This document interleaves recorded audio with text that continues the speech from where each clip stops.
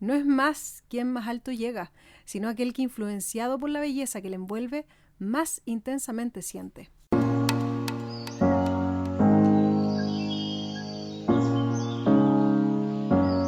Soy Carolina Fernández y esto es Montaña para Todos.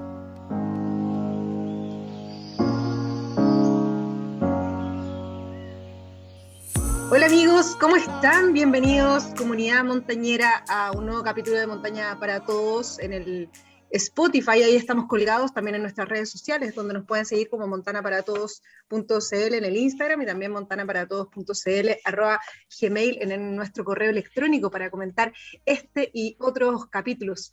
Hoy día con un tema que de seguro les va a atraer mucho porque es algo que nos puede perfectamente ocurrir estando en la montaña y es el mal agudo de montaña. ¿De qué se trata? Vamos a conversar y vamos a indagar acerca de este tema junto a Sebastián Irarrázaval. Es un honor tenerte junto a nosotros, Sebastián, un montañista muy reputado y también médico, así es que nos vas a despejar esa y otras dudas. Muy bienvenido, Montaña para Todos. Hola Carolina, hola a todos los auditores de Montana para Todos. La verdad que es un gusto poder compartir con ustedes a la distancia. Así que muchas gracias Carolina por la invitación y gracias a todos los auditores que nos están siguiendo.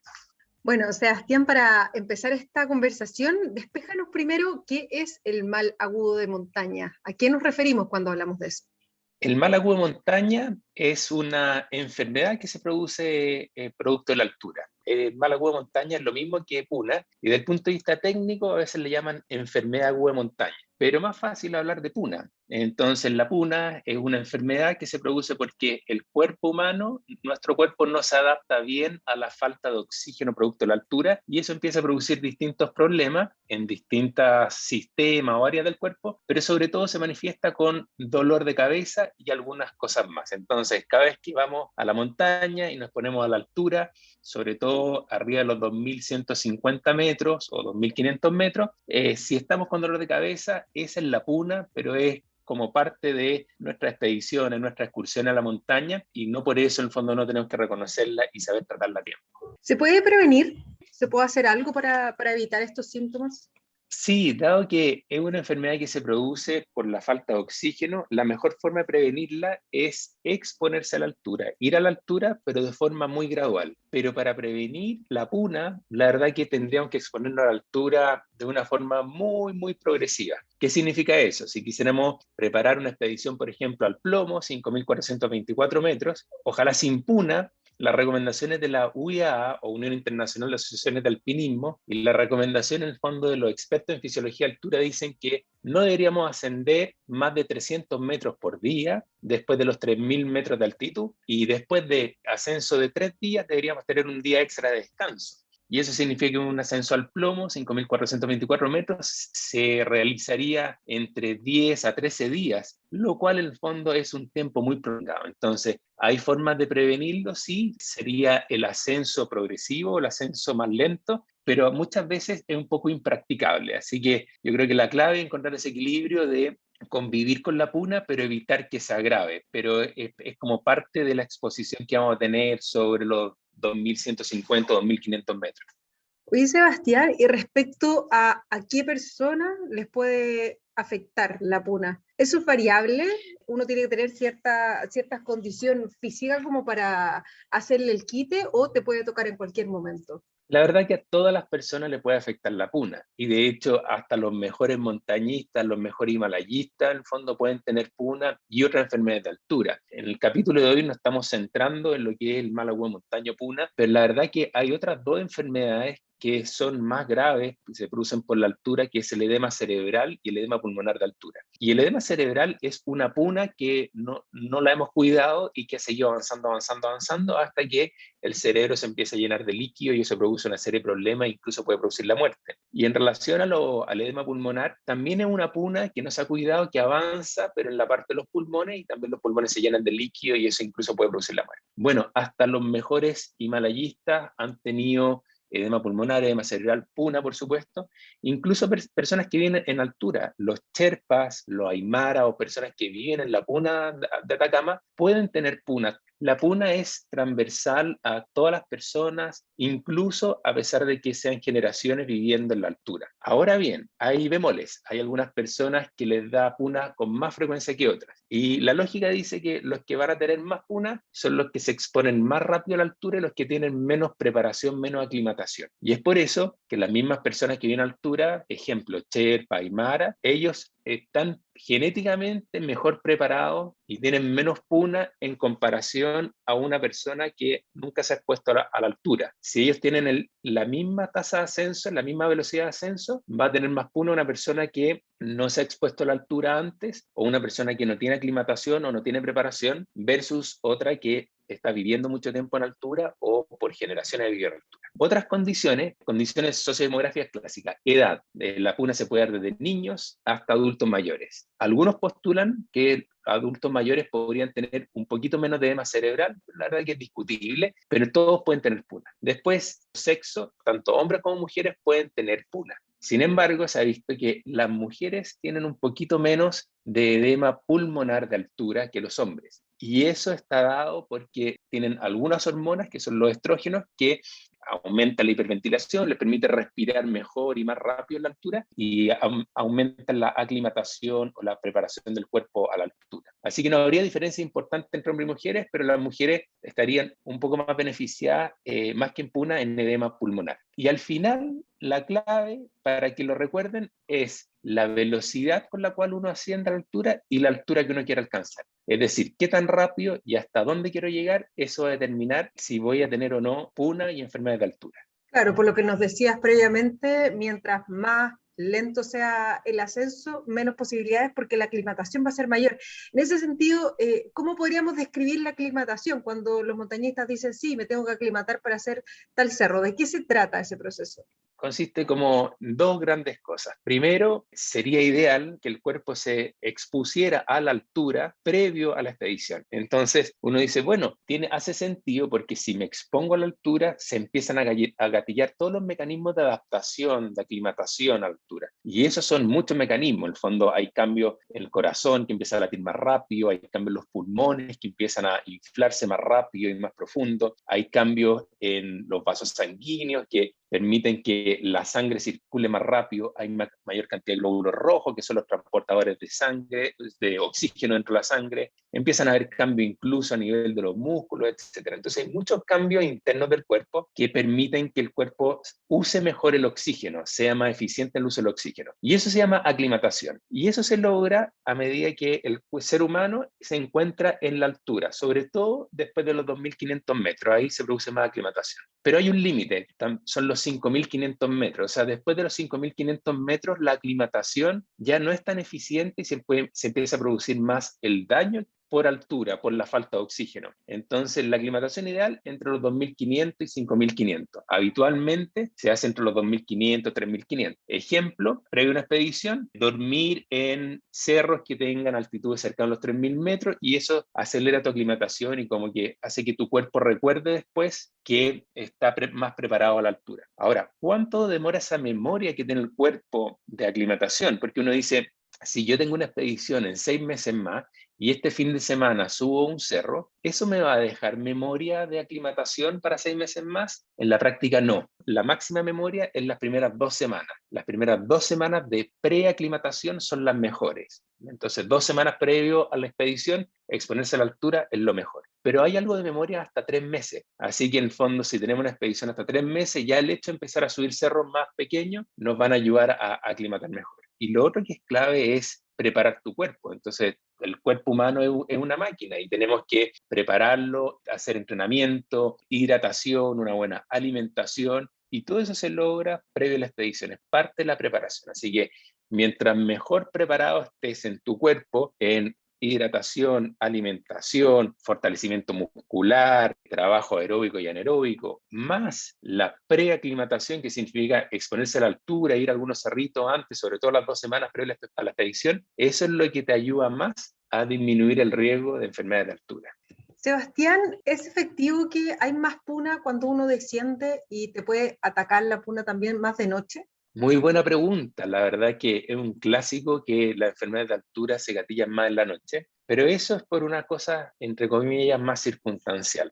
Durante la noche, mientras estamos durmiendo, la ventilación, que es el movimiento de los pulmones, es menor, porque uno está más tranquilo, el sistema nervioso central está un poquito más, como más relajado, entonces no tenemos tanta ventilación. Cuando estamos durmiendo tenemos menor ventilación. Los pulmones se mueven menos y por la posición que estamos acostados, también los pulmones les cuesta moverse más. Resultado de eso, durante la noche oxigenamos peor que durante el día. Y por lo mismo, dado que estas enfermedades se producen por la falta de oxígeno en el cuerpo, se gatillan más los edemas y la puna durante la noche. Y eso significa que pueden haber crisis, por ejemplo, de edema durante la noche, y eso es lo clásico de cuando uno despierta al día siguiente con un fuerte dolor de cabeza y uno se siente mucho peor que la tarde del día anterior, es porque durante la noche se exacerbaron estas enfermedades, la puna y la otra enfermedad.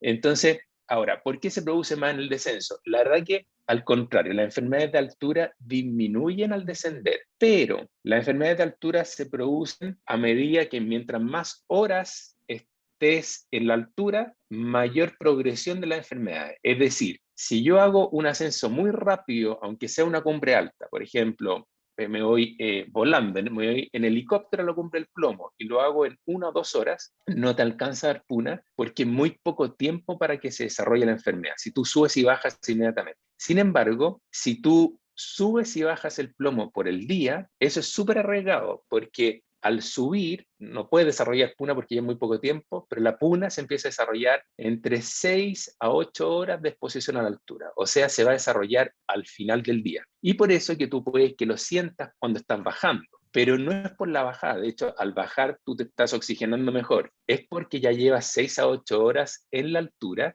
y subiste demasiado rápido.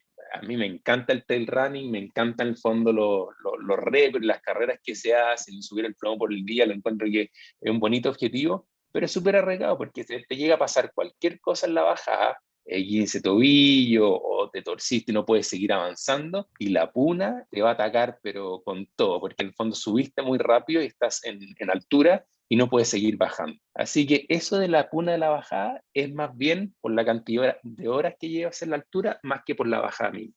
Perfecto. Oye, ¿y de qué se trata una puna mal cuidada? Mira, la puna es fácil reconocerla porque es un dolor de cabeza muy intenso, se llama holocráneo, pero la mejor forma de describirlo es como un cintillo, la sensación de un cintillo que te aprieta la cabeza y a veces como que te bombea la cabeza. Ese dolor de cabeza es como el llaman síntoma cardinal, que es como el síntoma más importante. Siempre la puna tiene dolor de cabeza y a eso se asocian síntomas gastrointestinales, que significa sensación de náusea, puede ser dolor de guata o falta de ganas de comer, fatiga y debilidad, uno se siente más fatigado, también uno puede tener mareos y dificultades para dormir. Cuando la puna va aumentando y ya pasa a ser edema cerebral, se puede reconocer porque junto con todo lo anterior que mencioné, se pueden agregar 2 cosas, una, la otra o las 2 juntas, que es compromiso de conciencia y ataxia o falta de coordinación. ¿Qué significa compromiso de conciencia? Cualitativo o cuantitativo. Cualitativo significa que alguien está despierto, pero no sabe quién es, no sabe dónde está alucinando, está con una personalidad que no es la propia de él. Ese compromiso de conciencia es asociado a puna, es un edema cerebral hasta que se demuestre lo contrario. Y la ataxia o falta de coordinación significa que la persona pierde coordinación, que claro, le cuesta desde hacer un nudo, abrir y cerrar un cierre, pero la prueba que se pide es que la persona camine en punta taco, en una superficie plana, sin mochila, punta taco, y no logra en el fondo caminar punta taco en una línea más de 3 metros. Y eso se considera falta de coordinación. Si hay una puna con compromiso de conciencia o falta de coordinación, es edema cerebral y hay que descender inmediatamente. El compromiso de conciencia cuantitativo que viene después del cualitativo es cuando ya la persona se queda dormida, y se queda dormida en un momento en que no debiera quedarse dormida, mientras están durante el día todo activo. Y por supuesto dormido lo que tiene que dormir. Cuando hay alguien que se está quedando inconsciente, eso es gravísimo, eso es gravísimo. Y eso es el máximo grado de compromiso del edema cerebral, y esa persona al fondo sí o sí hay que evacuarla, y es mucho más complicado porque ni siquiera está consciente, ni siquiera está despierta. Entonces, cuando tienen dolor de cabeza, es una puna leve, por lo tanto, mucho ojo que hay que regular el ascenso, no se recomienda irse con calma. pero no es absolutamente necesario descender. Si tienen una puna, que ya es un poco más severa, que significa dolor de cabeza más vómitos, náuseas, mucha fatiga o muchos problemas para dormir, en ese caso se recomienda descender. ¿Cuánto descender? Por lo menos 500 metros. Y frente a cualquier signo de edema cerebral, compromiso con conciencia, cualitativo, cuantitativo, más ataxia, falta de coordinación, descender de inmediato, hay riesgo vital. O sea, si no se trata a tiempo, hasta el 20% de las personas mueren. Eso es importante, y acallar los síntomas en el lugar, porque descender o ascender con dolor de cabeza para cualquier persona es muy, muy molesto. Acallar me refiero a ingerir algún medicamento como para paliar el síntoma. ¿Es bueno en ese aspecto? Mira, es bueno siempre y cuando estés consciente de que estás acallando el síntoma. Por ejemplo, si tú tienes una expedición que es por el día, a 4.000, 5.000 metros, y empezaste con un poco de dolor de cabeza y ese dolor de cabeza se está tornando bien insoportable, y tienes algún analgésico antiinflamatorio, sobre todo ibuprofeno, que es el que más se recomienda para el dolor de cabeza a la altura, puedes tomarlo, pero la recomendación es que si lo tomas, empieza el descenso, porque en el fondo ya estás con mucho dolor de cabeza, y si estás pidiendo ayuda de un medicamento para que lo disminuya, la verdad que lo mejor es descender. Pero si no tienes posibilidad de descender, sí te ayuda en el fondo a calmar los síntomas, pero siempre tener presente de que la puna ya llegó. Los medicamentos en general no los recomiendo sin indicación médica, porque los medicamentos tienen muchos efectos secundarios y cada uno tiene reacciones adversas, contraindicaciones. Y en ese sentido, no recomiendo tomar medicamentos para que tú conozcas mejor tu cuerpo, para ver cómo se comporta. A no ser que esté en una situación que, por ejemplo, no puedes descender, o en el fondo alguna situación donde el medicamento sea clave. Pero hay otro que es más relevante, que se llama acetazolamina. La acetazolamina o Diamox se usa mucho en la altura porque se ha visto que acelera la aclimatación. Entonces uno dice, esta es la panacea. O sea, todo esto que necesito de que el cuerpo se adapte más rápido, la acetazolamina lo lograría. En parte sí, efectivamente acelera la aclimatación, pero tiene un montón de efectos secundarios. No se puede usar en alérgico a la sulfa, no se puede usar en embarazada, produce un hormigueo muy desagradable en los dedos de las manos y alrededor de la boca, produce más diuresis, es decir, uno pierde orina, tiene que ir al baño más frecuente y uno se deshidrata con más facilidad. Son muchos efectos adversos, entonces no recomiendo, como en buen chileno dicen, pichigatearse en la montaña. Lo mejor es conocer tu cuerpo, ver cómo se adapta y así en el fondo tomar decisiones. No acallemos los síntomas, sino que hagámonos cargo de los síntomas y descendamos cuando hay que descender. La montaña siempre nos va a esperar, siempre va a estar ahí, pero en el fondo si nos agravamos la altura y tenemos algún accidente, eso puede ser grave y puede que no nos dé otra oportunidad. ¿Qué debería hacer yo con alguien en esa condición? Me refiero, si yo voy en buenas condiciones y somos dos en mi cordada, por ejemplo, y hay otra persona que está siendo afectada por esos síntomas, ¿tendría que guiarme más por lo que me comenta esa persona, en el fondo por sus ganas infinitas de llegar a hacer cumbre, o tendría yo que tomar el rol de, ojo que ya veo dos síntomas y deberíamos darte un medicamento y descender? Bueno, excelente pregunta, porque es una situación bien típica. Entonces, tiene el compañero que está apunado o fuertemente apunado. La respuesta corta y más clásica es que la persona con puna es una persona porfiada. La persona con puna no es una persona que en el fondo que sea razonable, que te diga, sí, tienes toda la razón, bajemos, sí, me doy cuenta que tengo los síntomas, por suerte me avisaste, vamos. No, eso no ocurre, sino que te va a decir todo lo contrario, te va a decir, le baja el perfil y te va a decir, no, la verdad que me siento bien, sigamos para arriba. Y va a empeorar y va a empeorar y puede agravarse. Entonces, yo creo que es clave dentro de lo que es la planificación del equipo, tomar ciertas decisiones previo a esta situación. Entonces, cuando tú vas con tu cordada, con tu amigo, y en el fondo, antes de la expedición, tú decís, oye, vamos, somos esta cordada de 2 o esta cordada de 3. Nos tenemos que mantener juntos. Estamos decididos en eso, en el fondo, nos vamos a mantener juntos en todas las situaciones, entonces esa decisión se toma de antes. Y si se toma de antes, significa que Por ejemplo, nunca hay que dejar a un compañero solo. Dejar a un compañero con puna solo es gravísimo. Se puede agravar el camino, se puede morir el camino, y hay muchos relatos en relación a ese tipo de situaciones, que el compañero va a la cumbre y vuelve y se encuentra con el compañero muerto. Entonces, hay que tener mucho cuidado con dejar a un compañero, nunca hacerlo, no hay que hacerlo, pero hay que llegar a un acuerdo previo a la expedición, porque lo peor es como tomar decisiones ahí cuando uno está cerca de la cumbre y uno está embalado y uno dice, me queda tan poco, ¿cómo me está diciendo esto que me va a hacer bajar? No sea así conmigo, y empieza un conflicto personal. No, pues si se decide de antes que si hay algún problema y si uno decide que el otro no está bien y le dice que tiene que bajar y hay que bajar, eso ayuda a planificarlo de antes. Mira, como siempre, usar psicología. Cuando hay una persona con puna y encuentras que no está bien, detenerse y decirle, mira, la verdad que no te veo bien, cómo te sientes. Y ahí tenemos a tu alternativa, que tenga insight o esta autopercepción de que se siente mal y te diga, no, si sabes que me siento mal, vamos para abajo. Excelente, es el mejor escenario. O que se ponga porfiado. Y si se pone porfiado, hay que buscar otras técnicas. Hay que ir pensando en el bien de él, pensando en el acuerdo que habían llegado antes, tenemos que bajar porque no te veo bien. Es complicado, por ejemplo, hay muchos relatos de, por ejemplo, edema cerebral en leve. A veces se manifiesta solo con un poquito de puna y alucinaciones. Y suena casi divertido porque el compañero está pelando el cable. Entonces dice, oye, mira, ya veo una carpa. ¿Pero cuál carpa? Si hay un glaciar. No, mira, si veo un campamento y todo. Y al principio las personas lo encuentran divertido. No es nada divertido porque eso rápidamente se puede agravar y esa persona al fondo perder el conocimiento. Entonces esos son signos de que hay que descender inmediatamente. Sí, buenos datos como para hacerse uno la idea, porque uno puede ser el afectado por puna, pero también puede ser el compañero o compañera. Por último, Sebastián, ¿qué debería yo suministrarle? Hablaste del ibuprofeno, que es como el gran medicamento que uno lleva a la montaña, que te sirve para muchas cosas, o un antiinflamatorio también en caso de alguna molestia a nivel muscular.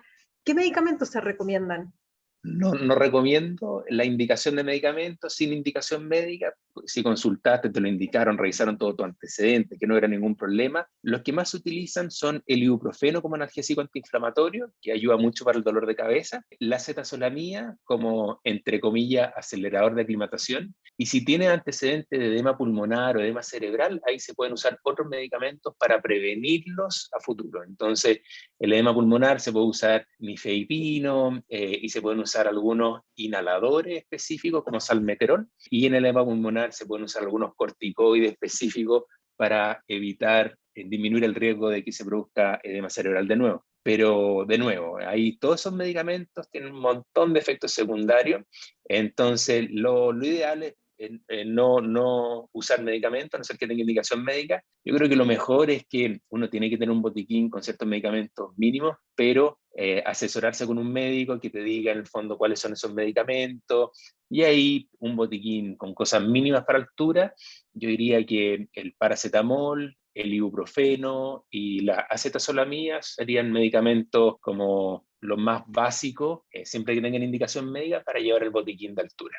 Entonces hay que darle a mi compañero, porque uno dice, ya, bueno, está bien, no, tratemos de no usar medicamentos, pero ¿qué le puedo dar? Lo mejor que le puedes dar más que un medicamento es ayudarlo a bajar, ¿ya? Ayudarlo a descender lo antes posible, porque esa es la forma de tratar la enfermedad de altura. No perdamos el foco, no hay ningún medicamento que te entregue eso, que es tener más oxígeno en los tejidos al descender. Otras cosas que se pueden usar si está disponible, ejemplo, expedición a la Aconcagua o a los Himalayas, pueden haber disponible oxígeno, cámara hiperbárica, pero todas esas cosas pueden ayudar, pero son paliativas, es decir, ayudan durante el momento, pero en el fondo no tratan la enfermedad, a no ser que descienda la persona al mismo tiempo. Así que son cosas que se pueden agregar, pero el tratamiento definitivo siempre es descender. Y recordar que hablamos en su momento sobre la hidratación. Más que para el tratamiento, para la prevención de todas estas enfermedades, dentro de todas las cosas que conversamos, de las cosas modificables, la hidratación es súper importante.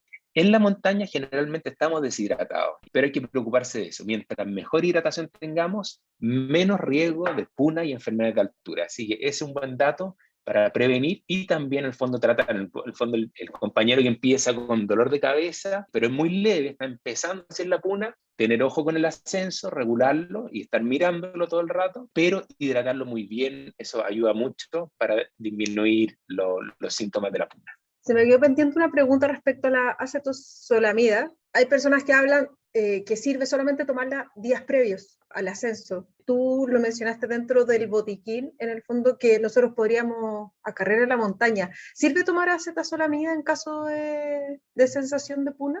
Sí, la acetazolamida se usa en dos escenarios. Uno que es prevención, significa tratar de evitar que se produzca la enfermedad. Y otro escenario es el tratamiento de la enfermedad. O sea, ya tenemos la puna y queremos tratarla. Entonces, para prevención, usamos el término de profilaxis, para prevención se usa 48 horas previo a la exposición a la altura.